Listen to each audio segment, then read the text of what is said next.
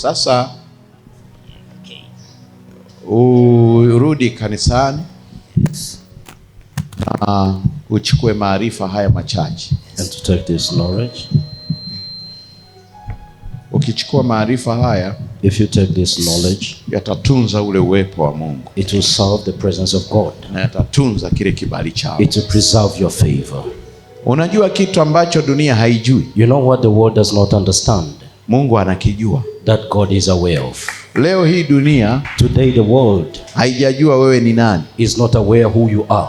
Lakini Mungu, but God, anajua wewe ni nani. He is aware who you are. Ukijua dunia haikujui. If you know the world does not know you. Ukitaka kujua dunia haikujui. If you want to know the world does not know you. Dunia haiwezi kukwambia. The world does not tell you.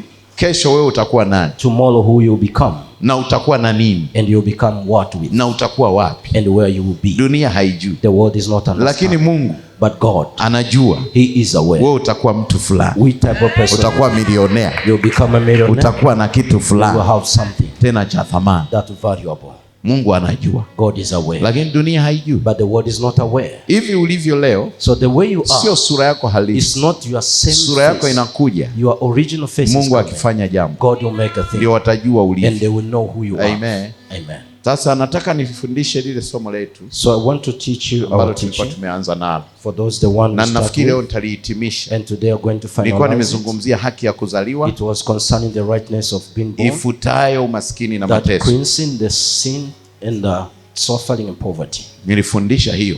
I taught that. Haki ya kuzaliwa. The rightness of being born. Ifutayo umaskini that remove the poverty na mateso. And suffering. Bwana asifiwe sana. Praise the name of Jesus. Tukazungumza mahali fulani. And we spoke concerning nikawakumbusha kwa kijana wetu yule wa kiroho sana. And I remind you one of our spiritual sons. Aliyekuwa anaitwa Esau. The one who was called Esau. Kwamba alipoteza haki ya mzaliwa wa kwanza. He removed his rights. Kwa sababu ya njaa. Because of the hunger. Na hiyo ni kwa sababu. And that was the reason.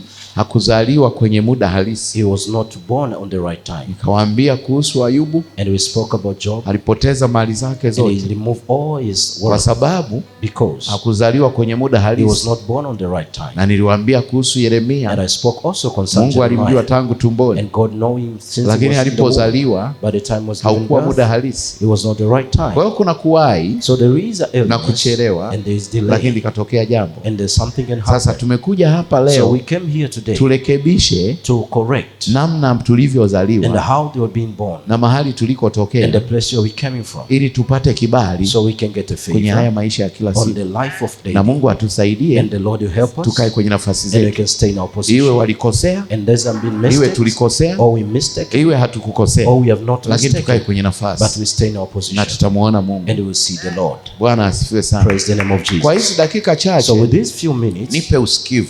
Give me your attention. Kuna mahali nitakusafirisha. There is a place I want to travel with you. Na utaelewa. And you understand. Hata kama sio muelewa. Even if the not understand. Ninavyotaka kwenda na wewe. The way I want you to go. Utanielewa. And you understand. Kwa sababu. Because. Ninajua hali ulionayo. I know the way situation. Ninajua uwezo ulionayo. I know your ability. Ili mradi tu unasikia. In order the way you are hearing. Utanielewa. You can understand. Amen. Amen. Amen. Amen. Yeah. Niliwaambia kwamba.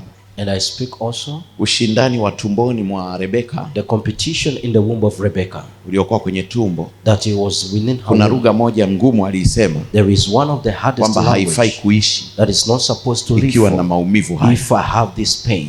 Na alivyosikia amezidi, and when she feels the pain amekata tamaa, and she feel giving up, akamfuata Mungu, and she go before God, akamuuliza kwa nini ask God why hivi vita na maumivu haya, why this battle and this suffering. Mungu akamwambia, and God answer, kuna mataifa mawili tumboni mwako, there are two nations within your womb, na taifa moja and one of the nations itakuwa kuu kuliko jingine, greater than the other one, na hilo taifa kuu, and that greater nation itazaa mataifa 12. it will bring 12 tribes. Bwana asifiwe sana. Praise the name of Jesus. Ilikuwa ni Mwanzo 30 huko. The first Genesis. Lakini tulipokuwa tunazungumza, but the way we are usiandike hii inafanya summary. Don't write this because I'm summarizing. Tulipokuwa tunazungumza, when we are talking about it, tulijua kwamba wale watoto walipokuwa wanapigania tumboni, those children that are fighting in the womb, aliyekuwa anatakiwa kutangulia kutoka, supposed to come first, ili namba ya dunia imhesabie tarehe na sekunde na dakika, and the minutes. Alizulumiwa tumboni. He was just being restricted things in the womb. Muda iliyokuwa azaliwe, the time she was supposed to give in birth, alinyang'anywa. He was being withdrawn. Alafu aliyemnyang'anya And the one who took it, akatangulia and he go before, kwa sababu ya nguvu yake. because of the strength. Aliyebaki tumboni, The one who remained in the womb, alibaki na manunguniko. he remained with complaining in the womb. Aliyetangulia, The one who go before, aliishi maskini he live poverty na life, akasikia njaa. and he feel hungry. Na alipotaka kurudisha And when he want nafasi, to restore his position, alipotaka aishi, when he want to live ashibe, to food, apate kila kitu and to duniani get everything in the na world, chakula, and the food, hakuwa nacho. he was not having. Aliyekuwa The nacho one who have ni yule aliyedhulumiwa muda, is the one who taken the time alibaki tumboni. and would remain in the womb. Yeye alimwambia, And he said, tuwapizane, let us swap. kama unataka kufa, If you want to die, kama unataka kufa, if you want to die, lazima unipe uzaliwa you wako wa must give kwanza me your right birth, ulionidhulumu the tumboni. one you take in the womb. Nikuulize swali, Let me question you. nani aliyekuwa mkuu Who was the great? kati ya aliyetangulia, The one who started dunia come out, ikamjua and the word kwamba ni aware of, firstborn, he was the na firstborn, aliyebaki tumboni? and the one remaining Nani in the alikuwa womb. mkuu Who was the great wakiwa tumboni? by the time they were in the womb? Bwana asifiwe. Praise the name of Jesus. Dunia The world na wanasayansi and the scientists, hawajafika hapo, they have never reached that wamekariri point. tarehe. And they just take the Anayetangulia dates. kuliona The jua one who start to see the anapewa sun namba and given the ya umri numbers mrefu, of the long lakini age. anayebaki But tumboni the one remaining in the womb, anakuja, and he comes, anakuwa hana haki. and he has not the Lakini rightfulness. kanuni za Mungu, But the law of God, Yakobo Jacob, ndo alikuwa awe he firstborn. was the firstborn. Yakobo Jacob, ndo alikuwa awe mzaliwa wa he kwanza, was the first, iwe tumboni whether in the womb, iwe kuzaliwa, whether he was given alikuwa awe birth wa for, he kwanza. was supposed to be the Lakini first. wahubiri wengi But most of wanamuona people, Yakobo they see Jacob kuwa si mzaliwa wa is not kwanza, the firstborn, alafu wanamfagiria Esau and they just go to kuwa ndio Esau mzaliwa wa as the kwanza firstborn, kama as wanasayansi. the scientist. Ndio maana leo And that's why today, waaminio most of believers, wanapompa Esau when they give Esau namba ya mzaliwa wa the number kwanza, of the firstborn, wanaishi maskini they live poverty kwenye life makanisa yao. upon their churches. Yakobo, Jacob, ukimpa mzaliwa wa pili, if you give him the second child, hautakaa umiliki chochote. you'll never own anything. Lakini twende hivi, But let go this way. dunia The world, imeelekezwa he directed nguvu ya uzao, the strength of giving birth, nguvu ya baraka, the strength of nguvu ya the uzazi. strength of Ikasema generation. hivi, And he says this, pana Mungu wa Ibrahimu, there is a God of alafu Abraham, akawepo Mungu wa and Yakobo, there is God of Jacob, Mungu wa Isaka, and God of alafu Isaac, akaja Mungu wa and they Yakobo. say the God of Kwa Jacob. hiyo dunia So the world, inamfahamu Mungu wa he Ibrahimu, knows the God of Abraham, inamfahamu Mungu wa he Isaka, knows the God of alafu Isaac, inamfahamu and Mungu wa knows the Yakobo, God of Jacob, na haimjui Mungu wa and that's Esau. not the God of Esau. Haimjui, He does not recognize. na ndiyo mzaliwa wa And that's kwanza. what the firstborn. Sijui mnanielewa. I don't know if you understand. Muulize jirani yako, Ask your neighbor, wewe ulizaliwa kwenye majira gani which season are you being born? kwa haya maisha ulionayo? On the life that you're having today. Maana Yakobo Because Jacob amepigana mateke will tumboni fight in the akiitaka womb, nafasi yake. will get in his position. Nikurudishe kwa And let Yohana me remind you to the John, aliyekuja kuwa mbatizaji. the one who become to be the Baptist. Walikuwa na vita kwenye They tumbo la just mama been yake, fighting the womb of the mother. walisalimiana na And Yesu they kwenye just tumbo greeting jingine, the Jesus in the womb of lakini another kwa woman. sababu ya yale But majira, because of that kila season, mmoja every alimtambua among mwenzie them there's no na recognize the haki others yake. and their rightfulness. Aliyetangulia The one who go na before aliyekuwa ameadapti, and the one who adopted, wote walitambuana, both of them they recognize each other, wakasalimiana, and they greet na each other. wazazi wakajua And their parents kwamba recognize walivyovibeba what they carry, vina majira it maalum. has the position and the season. Na walipokuja, And when they came, Yohana amezaliwa, John Baptist was born, akaambiwa yeye atatengeneza and he njia ya said he will Bwana. make the way for the Lord, Hakuwa na kesi, and he has no any case. na akaueleza And ulimwenguni, he speak to the world tubuni, and repent, maana ufalme wa Mungu because the umekaribia. kingdom of God is nearly. Na alipoendelea, And when he go for, baadaye Yesu akatokea, and Jesus appeared, akamkuta Yohana na and he wanafunzi, met the John the na Baptist, anabatiza. and he was being Yesu baptized, akamwambia, and being baptized. lazima And Jesus nibatizwe says, na hao. and I must be Yohana baptized with akakataa. you. And John Kwa denied, taarifa yako, because of his information, tuliyokutana that when we kwenye met matumbo ya wazazi in wetu, our mom, wewe ni mkuu sana, you are the most siwezi greatest. kukubatiza. I cannot baptize Yesu you. akamwambia, And Jesus says, kwa kuwa tumetoka because matumboni we came to the na womb, tumeshadunda and we ulimwenguni, just be lazima there. tufuate We namba must follow the ili numbers, haki itimie. so the rightness can be Nitakuwa there. mkuu kwenye I'll be kazi, great in the lakini work, kwenye nafasi ya but in kuja the position to lazima come, utengeneze you njia. must make the way. Bwana Yesu asifiwe sana. Praise the name of Jesus. Kuna baba mmoja There is one father, ni maarufu sana, he was very famous, na alikuwa ni chief, and he was a chief. anaitwa Yuda. He called Judah.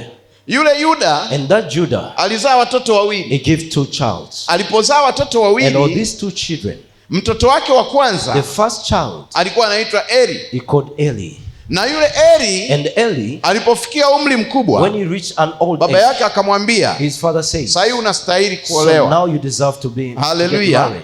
Hallelujah. Haleluya. Hallelujah. Na Eli, And Eli, alikuwa na mdogo and wake he has his young anaitwa siblings. Onani. And he called Yonan. Hao wote ni watoto wa And all Yuda. of them, they are Na baba ni sons chief. of the father's chief. Ilipofikia When it reached the time, Eli wa kwanza Eli the first, kwenye kuzaliwa, in the giving birth, akaambiwa na baba and he was told by his father, mzee Yuda by the father aliyekuwa Judah, chief, and he was a kwamba chief, mwanangu Eli my son sasa Eli, lazima uoe. so you must marry. Akamtafutia binti And he looked for the anaitwa lady, Tamari. and he called Tamari. Alipompa yule And when binti, he gave to the hand over to the Akamuoa. lady, and he married Akawa the lady, mkewe. and he became the Biblia wife. inasema The Bible says Mungu God, akamuua Yuda. and he killed Tamari Judah, akabaki and mjane. Tamari just remained. Tamari alipobaki And mjane, Tamari when become wakati just a mmewe widow, ameuawa, by the time his husband passed baba away, yao Yuda his father Judah hakujua kama does Bwana not realize the ndio fact, amemuua Lord, he Eli. killed Eli. Akamwambia hivi, And he said this, nenda kwa mke wa nduguyo, go to your wife Tamari. neighbor Tamari, uingie kwake, and enter to the house tupate uzao, and get another kwa generation. kuwa Eli ameondoka Because kaka Eli yako, has passed away, na yule dada ni mzuri, and that lady, she's beautiful. tunahitaji mbegu We kwake. need a seed Ingia from her. kwake, Go to that, alafu ukazae. and then give a birth for. Kawaida na In desturi a normal way, in the traditional ya way Wayahudi, of Judea, watoto ambao wangezaliwa the children when are being born walihesabika for, kuwa ni will wa be Eli, count to be the Eli, marehemu the aliyefariki. one who passed away. Hawakupashwa kuwa They're waonani, not supposed to be to unite, aliyezalisha. the one who give birth for. Jina la Bwana The name libarikiwe. of the Lord be blessed. Jina la Bwana The name libarikiwe. of the Lord be blessed. Nataka niueleze I ulimwengu want to tell the world, kama mmoja wa mitume as katika a dunia part hii, of this apostle, kila anayepandikiza anyone who make huyo mtoto that child ni wa taifa, is the nation sio child. wa kwake. It's not his own child. Nisikilize nije hapa. Let me tell you this. Onani alipoambiwa Onan, when he was being told akalale kwa Tamari and go to na Tamar, akajua kwamba uzao and he hautakuwa wa was kwake, aware the child is not aliingia ile away. nyumba And he go to kwa that agizo home la baba, by the instruction of na the kwa father. sababu Tamari And when Tamar, alikuwa amestahili she was not deserved. kuingiliwa kipindi hicho, She was deserved to enter to Alipoingia, that room. When he entered akatembea naye and he sleep with that woman, katika lile tendo, but that situation, wivu ukamuijia, and jealous came, akagundua kwenye and he kumbukumbu zake realized in the kwamba pamoja na tendo hili, that because of this huyu act, hawa watoto all watakaozaliwa the children that will come from hawatakuwa this womb, sehemu yangu, they will not be part of me, hawatakuwa wa will kwangu, not be my children, watakuwa ni wa they will taifa, be for the nation, watakuwa si wa will kwangu, be not my watakuwa children, ni wa marehemu. they will be the children of the Wacha father who passed nizungumze away. Let me tell you na this, mtoto wa marehemu and hapa, even the child of those kuna who passed kitu away, there utajifunza. is something you can learn. Wacha Let me nizungumze tell you this, na mtu anayetaka and the kupandikiza. person who want to come Wacha to, nikuelekeze. let me instruct you. Eli alipokuwa amekufa, When he passed away, bado mdogo wake after his own alisulubishwa lale na and he mkewe was also supposed to ili sleep with wapate her, uzao, so they can get the lakini kwenye siblings. tendo So in the act, Aroni akakumbuka, Anoni remembered, akasema and he hivi, said, huu uzao this generation hautakuwa wa kwangu. will not be my generation. Wakati wa kutoa mbegu, By the time he was given the seed, aliinuka kwenye and he kifua cha stood up Tamari, in the chest of Samar, mbegu zake akazimwaga pembeni. seed just poured outside. Biblia inasema The Bible says, likawa chukizo mbele za and he Bwana, became the anger alafu before God. Mungu And God, akamuua, and he killed, akamuua and he killed Onani. Onan. Kwa nini alimuua? Why he killed Onan? Kwa nini alimuua? Why he killed Onan? Hakuruhusu He mbegu does not allow ya the uzao seed of generation iishi kwa ajili ya to Israeli. live for the Israelites. Aliangalia yeye alivyo, Look the way he kwamba is, hatapata kitu even pale. if he could not get Kuna anything. watu tunao There leo are people we have today, wakigundua jukumu sio lao, they act- hawataki kuwajibika. they don't want to Mungu work, anawaua and kimya God will kimya. kill them slowly. Hapa hawanielewi. They don't understand here.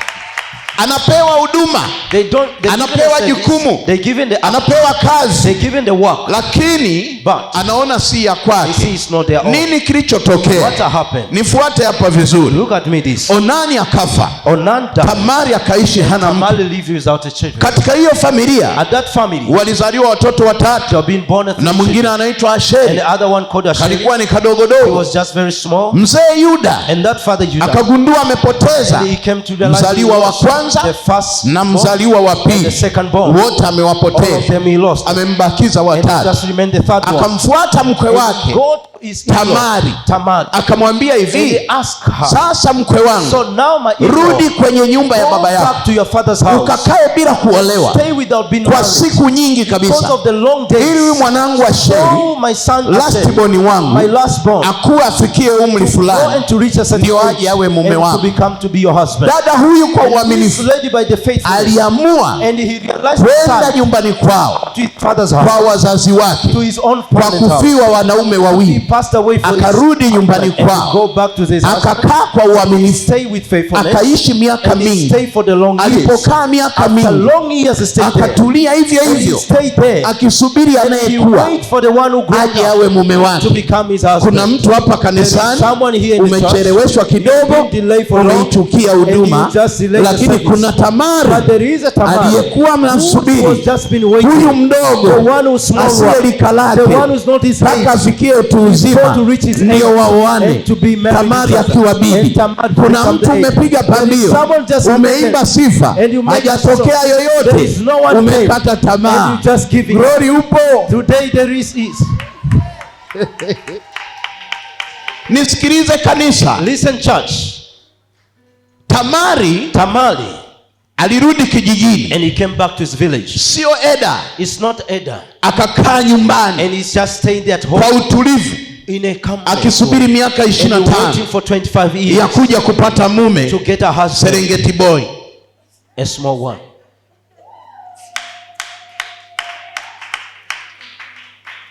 Nisikilize. Listen to me.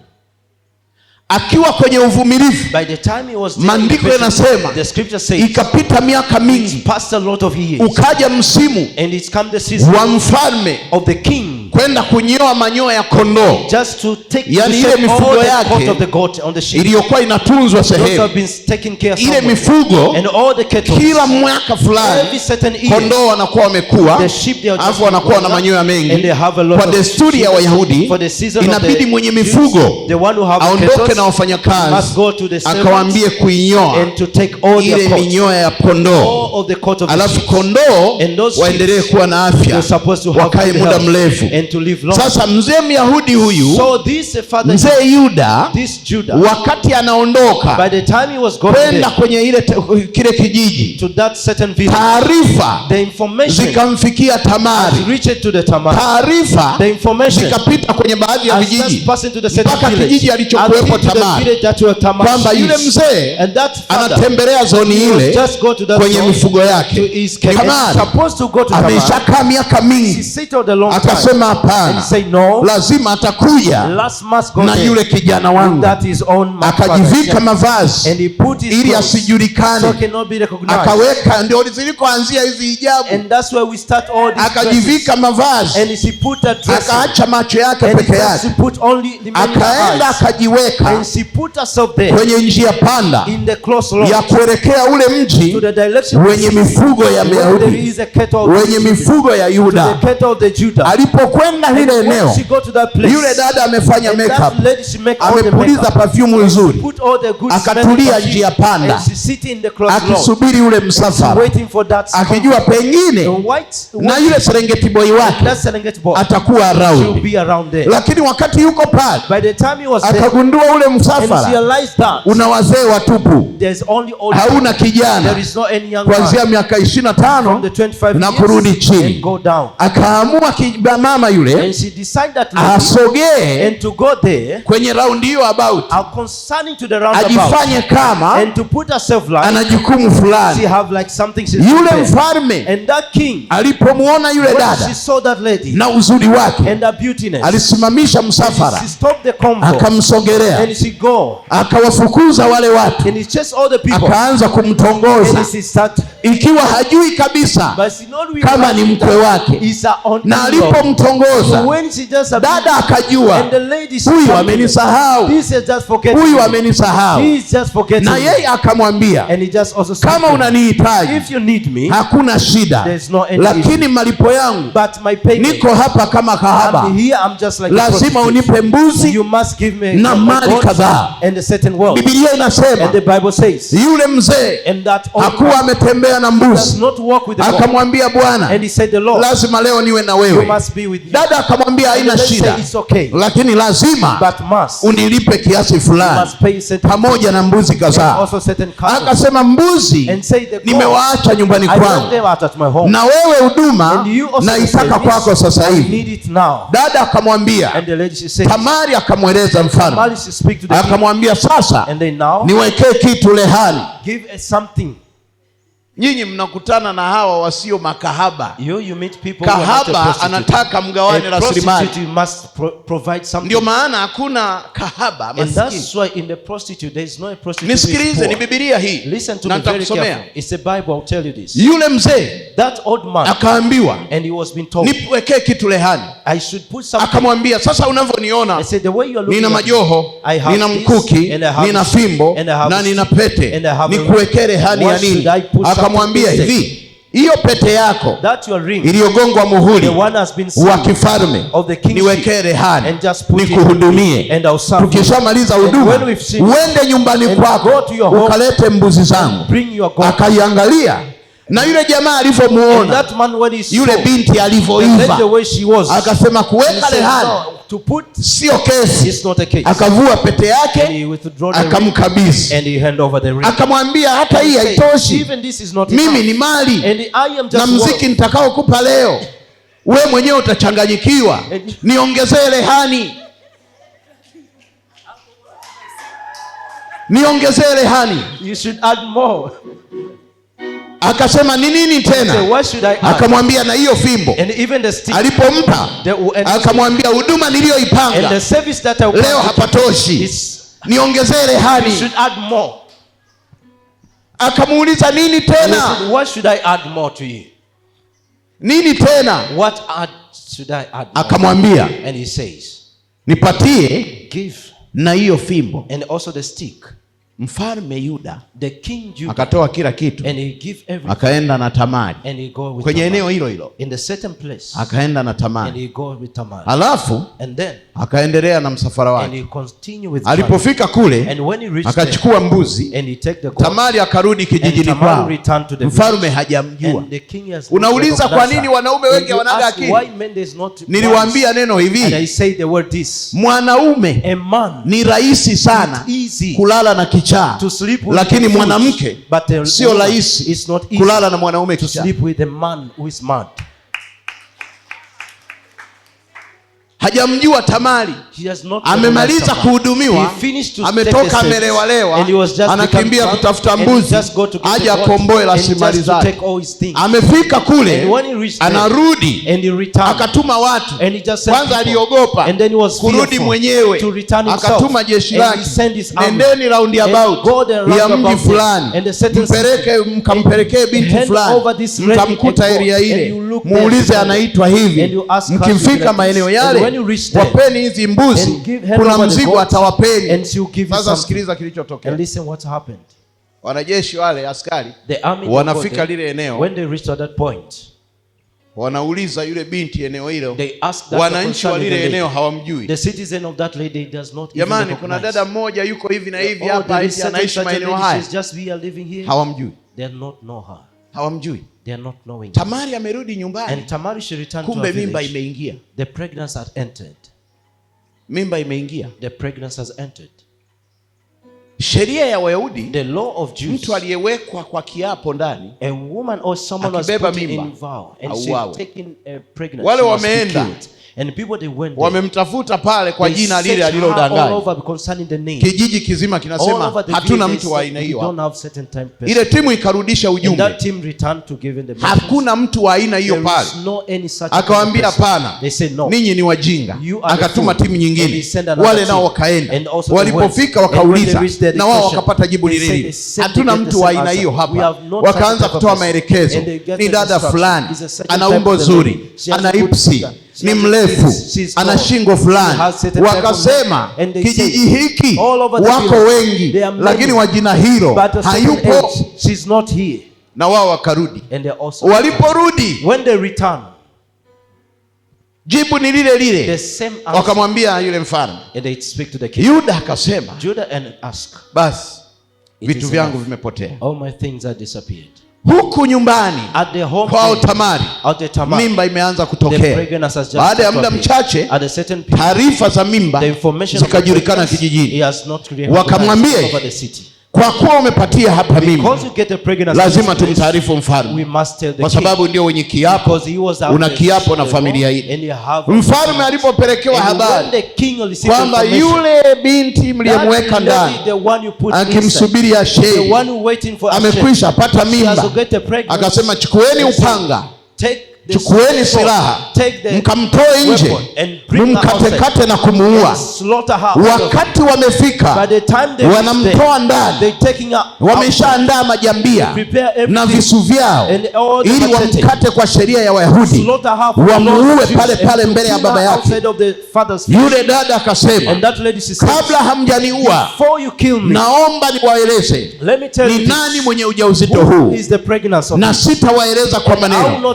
Nendeni mkapeleleze kwenye taifa, mtu mwenye vitu hivi, mwenye pete hii, mwenye fimbo hii na mwenye mkuki huu, ndio aliyesababisha mimba.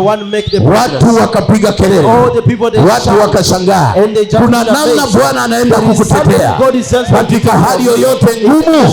Kuna jinsi Mungu atakutoa kwenye umasikini unaokutesa. Kuna namna Bwana atakutoa kwenye madeni ulionayo. Kuna namna Bwana atakutoa kwenye roho ya kukataliwa.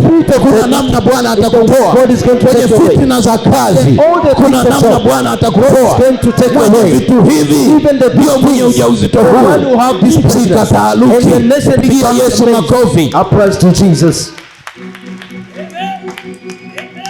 Nchi kataharuki.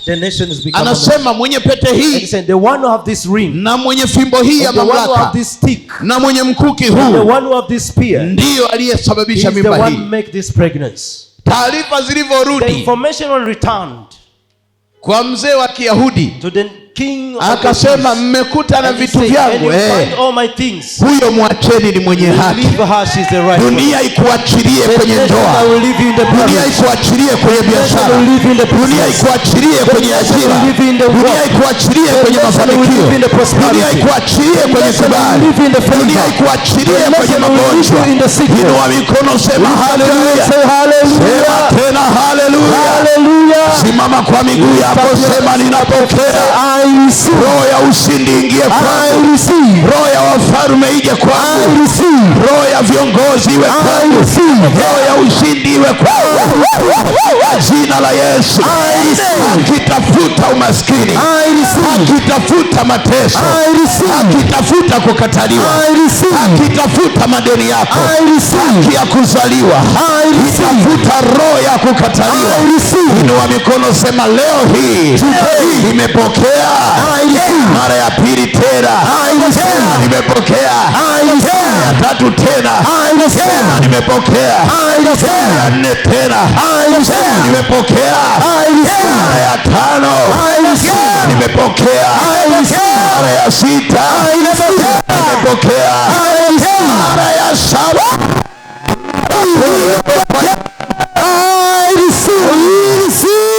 Sema haleluya. Kaa kidogo nimalize.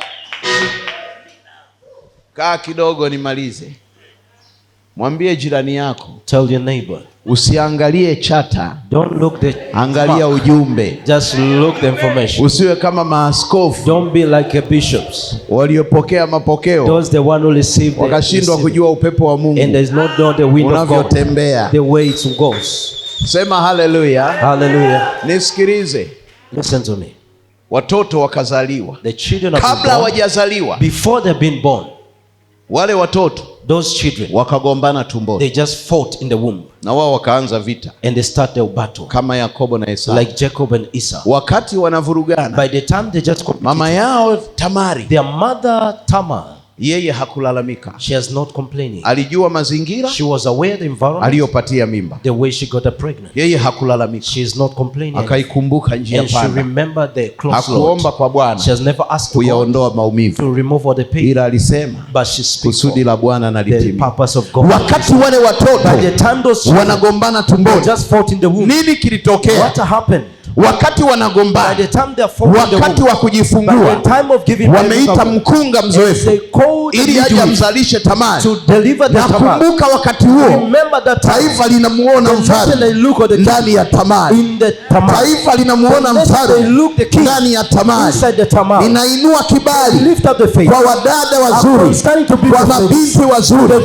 Taifa limuone kiongozi ndani ya matumbo yao. Wakati mkunga yuko pale, Tamari anataka kujifungua. Alipofungua miguu yake, wakati anataka kupokea mtoto, akatokeza wa kwanza akiwa amenyosha mkono. Maana yake ni kwamba nataka kuja duniani.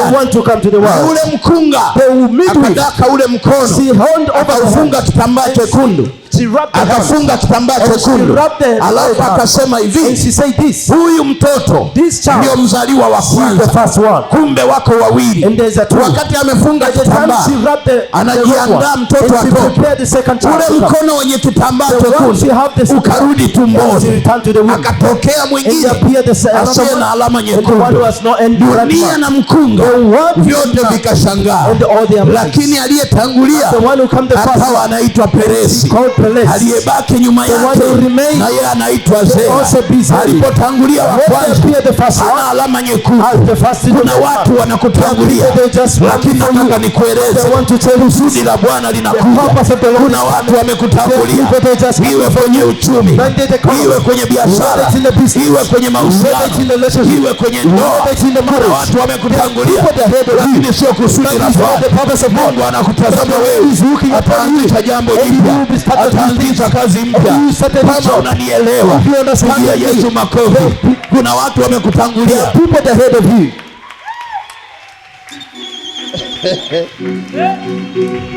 Namalizia hili somo leo. I'm finishing this same teaching. Bwana asifiwe. Praise the name of Jesus. Jina la Bwana libarikiwe. The name of the Lord be blessed. Akatokea asiye na alama. And he appeared the one who's not having mwenye mark. Alama akabaki the one with mark remaining inside. Alafu wakati ametoka huyu, and then when he appeared the second, bado ana maswali. The midwife also has a question. Mbona sielewi huu mchezo? I don't understand this competition. Aliyetoka niliyemfunga alama, appeared the one kumbe alikuwa anasalimia tu. He was just greeting. Lakini amebaki ndani. That he remained inside. Punga mkono uisalimie dunia. Waambie ninakuja kutia ajabu Dar es Salaam. Waambie ninakuja kufungua benki Dar es Salaam. Waambie ninakuja kununua vyombo vya usafiri Dar es Salaam. Waambie ninakuja kuvaa shela Dar es Salaam. Hallelujah.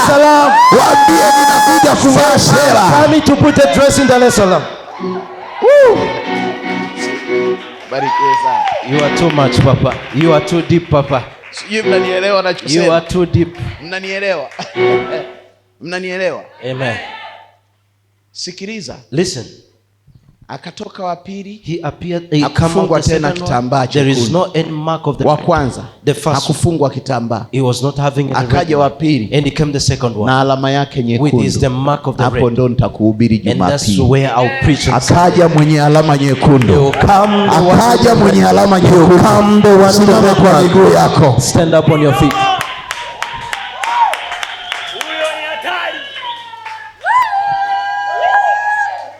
Inua mikono, sema Bwana Yesu. Lift up your hand, say Lord Jesus. Ninakuja na alama. I come with a mark. Ninakuja na alama. I come with a sign. Isiyo na mtu mwingine. The one who have no one. Kwenye ulimwengu wa roho. In the realm of the spirit. Ninakuja kwa alama. I come with a sign. Na kwenye dunia hii. In this world. Ninakuja na alama. I come with a sign. Isifananishwe. I will not be na mtu mwingine. With any other. Niwe maalum. Kwa watu wote. To all the people. Nakusema amen. Amen.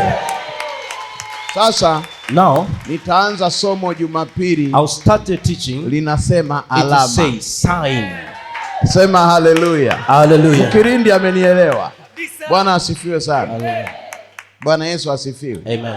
Yani nataka wewe unayetoka hapo kwenda kurudi nyumbani kwako, when you return to your home, uanze na hii alama. Sema amina. Kama utajisikia ndani, utachukua yale maji kwa namna yoyote, kamwage mahali kidogo unapoishi. Sema leo nimeweka alama. Mbingu itambue maisha yako. Sema amen. Amen. Sema tena amen. I receive. Usimsahau Tamari. Sema amina. Don't forget Tamari. Usimsahau nani? Tamari. Ibada hii imekwisha. Lakini nataka nikwambie alama. Sign. anayezaliwa kwa majira ya Mungu huwa anawekwa alama. Hata ukikuta amegaagaa barabarani analewa mataputapu, usimhukumu. Nimebarikiwa na somo la Sunday School la mwanangu. Usimhukumu mtu kwa vile unavyomuona. Usimhukumu mtu, usimuumize mtu. Alisema pointi moja, anaweza kuwa mtu ameinuliwa ili aje aokoe roho milioni 7 au roho 7,000, lakini wewe kwa kujeruhi moyo ule ukasababisha mapigo ambayo huwezi kujua yanatoka wapi. Sisi wote Mungu atupe amani, tuishi na wenzetu kwa amani, na kanisa liwe amani. Amen. Amen. Aka kaushuhuda nimekapenda kwa sababu nilisikia kabisa hali fulani, kumbe ni Mungu alikuwa anasema. Yani Mungu ameshika akili za wafanyakazi wote wasipeleke mashuka kwenye dustbin. Tangu masaa 3 mpaka saa 2, masaa 23, hakuna mtu anaenda kwenye dustbin kwa sababu ya dhahabu ya mteule. 2 or 3 grams. Vitu vya Mungu sisi tunafeli wapi? Pale tunaposikia tukafurahi na kuviacha. Mungu anataka tusikie, tuchukue, tufanyie kazi. Leo unaweza ukawa leo na mababa wa kiroho 5 na unagawa. Kwa Joakimu nitaenda kusali wiki moja. Wiki moja nitasali na kwa fulani kwa sababu labda naye ni fulani au ni mtu tumetoka naye mbali. Acha nikwambie kitu. Roho wa Mungu ni mwaminifu sana. Hahitaji uwe na nia mbili. Wekeza mahali pamoja, umuone Mungu. Unapotaka kutoa unasema ninatoaga hapa, lakini pia huku natoaga. Sijui unanielewa? I don't even understand. Biblia inasema the Bible says Mungu God ni Mungu mwenye wivu, is the God of jealousy, lakini but huwezi kuwatumikia mabwana wawili. Ni Biblia. Hasa leo unataka usali hapa, tukuone wiki hii. Wiki ijayo umeshajipangia uende tena kwenye kahuduma kingine. Yani umejaribu kugawa, ukijifanya unatafuta amani na watu wote. Sikiliza, amani anayo Mungu peke yake. Watu wote unaowaamini kwenye amani yao, siku wakikugeuka utawaamini. Yani utaona dunia inapasuka. Na hasa tuna waliotuumiza sana ni wale tuliowaamini sana. Wewe unafikiri kwa nini huyu mzee Veda anatunzwa? Mr. Veda has just been here. Amepoteza macho tu, lakini afya. He is wasting his eyes. But why is here? Watu wanateseka na vitu vikubwa. And people, they are suffering the great things. Hawa wanatunzwa kwa sababu ukifunua mioyo yao hawana ibada mbili. Mpaka wameweka kiapo na Bwana, wana ibada moja, wana madhabahu moja. Sema usemavyo, vimependeza, vimeharibika, lakini unawakuta wametulia na Mungu. Sio mama? Unawakuta wametulia. Leo mimi ukitaka kunitifua, tutifuane mpaka tugawane majengo. Yani kama mimi naenda gerezani, wewe uende Moi, vuruga kwenye hizo nafasi za wazee wawili hao. Wacha nikwambie kitu hiki cha point na dunia isikie. Walioniita matapeli, walioniita mimi tapeli, leo wakoje maisha yao na mimi tapeli nikoje maisha yao. Lakini pia waliokuita wewe tapeli, maisha yao yakoje na wewe ukoje? Unapata jibu katikati, ndio unamuona Mungu. Kuna mtu leo atakuita mchawi, sio issue. It's not the issue. Kuna mtu atakwambia wewe mwizi, sio issue. It's not an issue. Cheki maisha yake na maisha yako. Look your life. Tulete maisha ya mwizi na maisha ya mtakatifu, alafu tupime and measure. Kwa hiyo hao wanaokutafua, usiwekeze akili kwao, wekeza akili kwenye kusudi la Bwana. Utatoboa. And you make it. Utatoboa. And you make it. Tuelewe kabisa, watu wenye nia mbili, hatutafika nao kwenye ufalme wa Bwana. We could not go with them at the heaven. Yani msije mkatembea na watu wa aina hiyo. Don't walk with such a type of. Na Mungu namsihi. And even God I katika wito alioniita na mazungumzo ya mimi na wewe. Hao watu waniondolee. These certain people could disappear from my sight. Wa kwangu wawe wa kwangu. My people could be my wa mwingine wawe wa mwingine. And the people of others. Kwa sababu mimi siwezi kugombania muumini. Waumini wote ni wa Jehova. Mimi nimewekwa kama kiongozi wa kuchunga kondoo. Sema haleluya. Haleluya. Sema tena haleluya. Haleluya. Usitembee na wenye nia ngapi? Mbili. Watakukwamisha hata kama kwenye biashara yako. To stop you. Haleluya. Haleluya. Yani haiwezekani. It cannot be.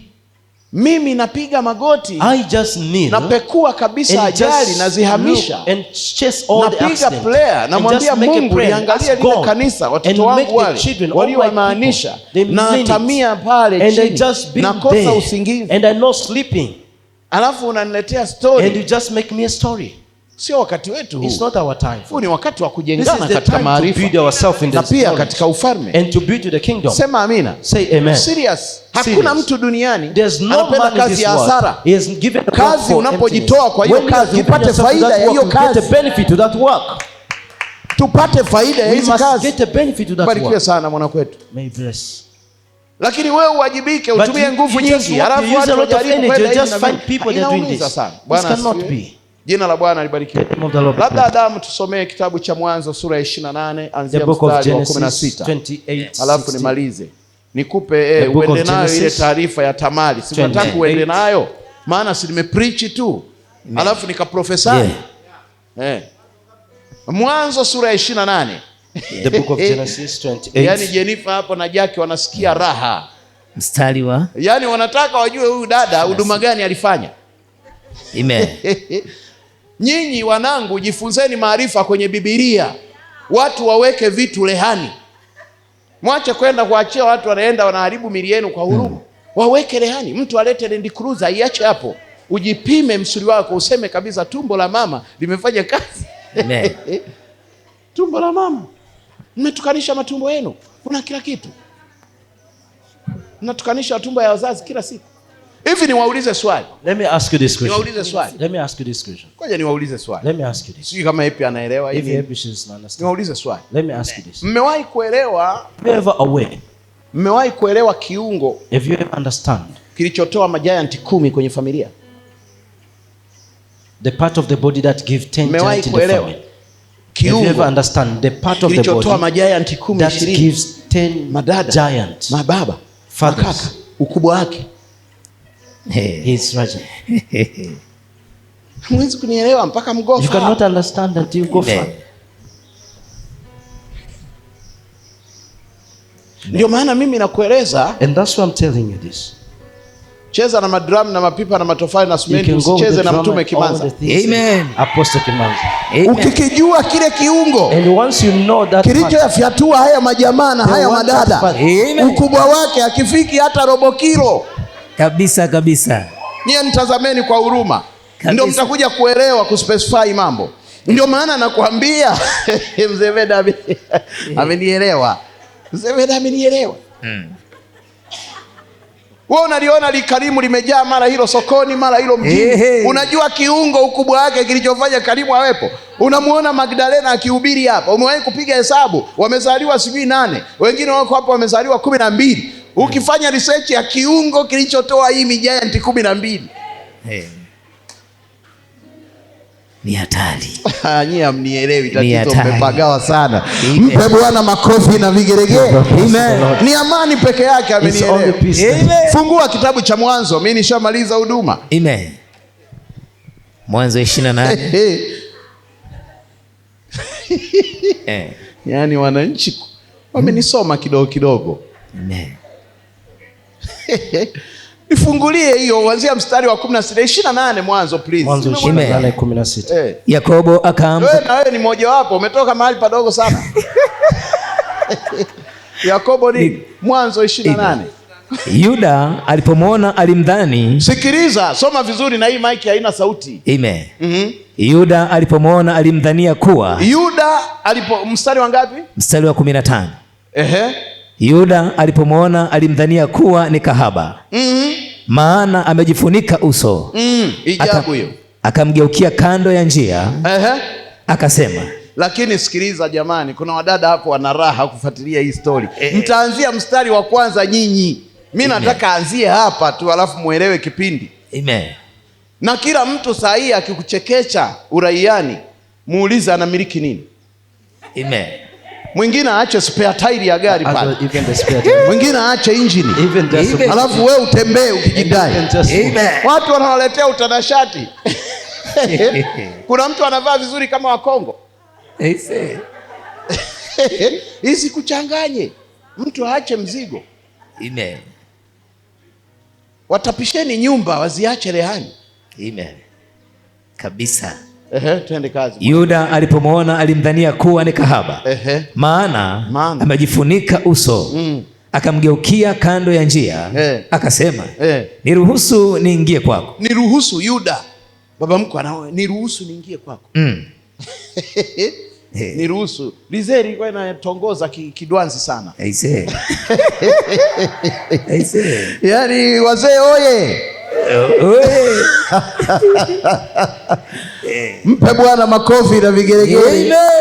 Twende kazi mwana kwetu. Anasema niruhusu niingie kwako. Niruhusu niingie kwako. Maana hakujua ya kuwa ni mkwewe. Akamuuliza, utanipa nini? Akamuuliza. Tamari akamuuliza, utanipa nini ukiingia kwangu? Ukiingia kwangu. Akasema, lazima mtu anauliza. Yaani ili uguse mwili wake utatoa nini? Yes. Wewe unajifanya mama huruma mjini. Watu wenyewe wote ni vichaa hawa. Twende kazi. Akisema, nitakuletea mwanambuzi wa kundini. Naye akamuuliza, je, utanipa rehani hata utakapomleta? Mpe Bwana makofi. Utanipa rehani, yani uache rehani. Akasema, dakika zangu zimeisha. Nikupe rehani gani? Akamjibu, ndio, pete yako ya muhuri. Pete yako ya muhuri na kamba yake. Na kamba yake cheni. Na fimbo yako. Na fimbo yako iliyo mkononi mwako. Basi akampa. Akaingia kwake.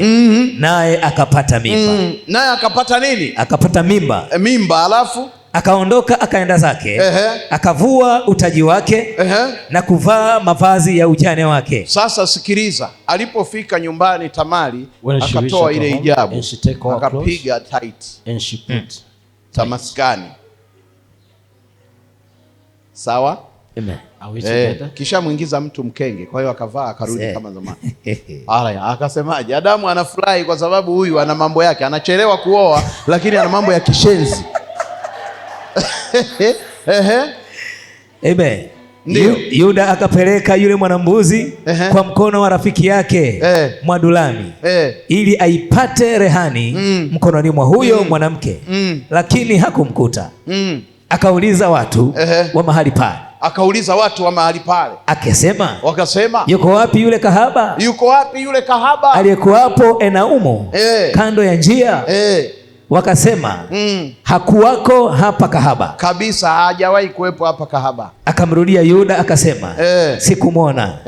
Hata na watu wa mahali hapo ndio walisema hakuwako kahaba. Na watu wa eneo lile wote wakafikiri kwamba hajawahi kuwepo kahaba area, kwa sababu ule ulikuwa ni mission, ili upepo wa muda. Yuda akasema, ndio, na nichukue yeye tusije tukatiwa aibu.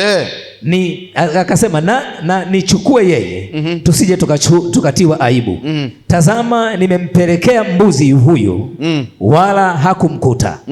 Ikawa baada ya miezi mitatu, ndio, Yuda akapewa habari kwamba mkweo Tamari amefanya uzinifu.